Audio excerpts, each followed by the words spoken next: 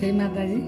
હવે આપણે આ બતાવીએ છીએ ચણાના લોટની સેવ। આપણે સાતમ આઠમ છે તો હવે આપણે કરીશું ચણાના લોટની સેવ બનાવીશું।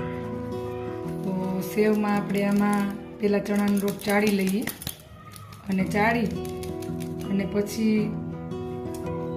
આમાં મીઠું અને તેલ એડ ખાલી કરવાનું રહેશે। પછી સંચાથી આપણે પાડી દઈશું। હવે આપણે આમાં સ્વાદ અનુસાર મીઠું એડ કરીશું અને પછી આપણે તેલ પણ એડ કરીશું।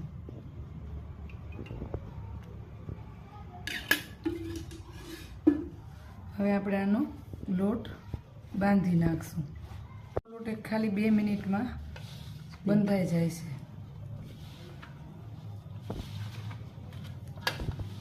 આપણા સેવનો લોટ બંધાઈ અને આ રેડી છે।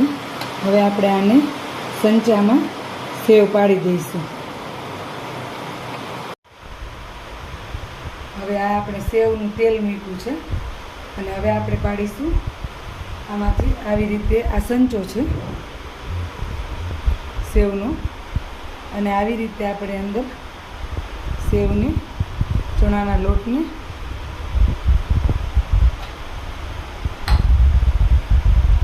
મસળી અને આપણા હાથ વડે સંચાને ભરી લઈશું। પછી આપણે આવી રીતે સંચાને બંધ કરી દઈશું।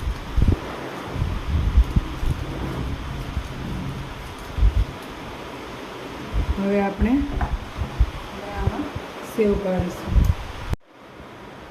હવે આપણું તેલ આવી ગયું છે અને હવે આપણે સરસ મજાની તેલની અંદર સેવને પાડીશું। સરસ મજાના આપણે ભૂચડા પાડીશું। પછી આપણી સેવ હમણાં રેડી થઈ જશે।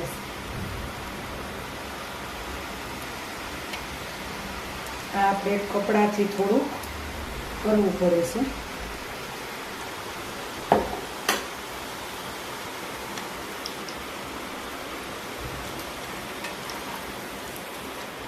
આપણે જેવી તૈયાર રેડીમેડ સેવ લઈએ એવી જ સેવ આપણી અહીંયા સરસ મજાની બની જશે।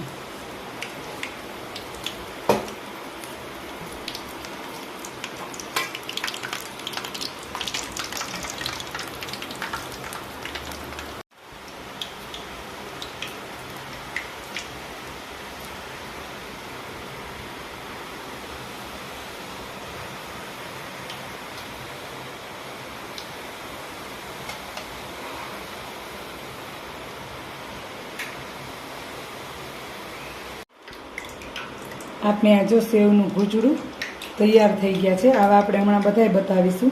સાતમ આઠમ જેવા તહેવાર આવતા હોય ત્યારે આ સેવની આપણને ખાવાની ખૂબ જ મજા આવે છે। રાયતામાં પણ ચાલશે, આપણે ઘરે ચેવડો બનાવશું એમાં પણ આને એડ કરીશું। આપણે બજારમાં હંમેશા સાંભળતા હોય ઘણા પાસેથી કે આમાં નિરમા પાવડર આવે છે જે કપડાં ધોવાનું, એ પાવડર એડ કરે છે ગાંઠિયામાં પણ અને સેવમાં પણ।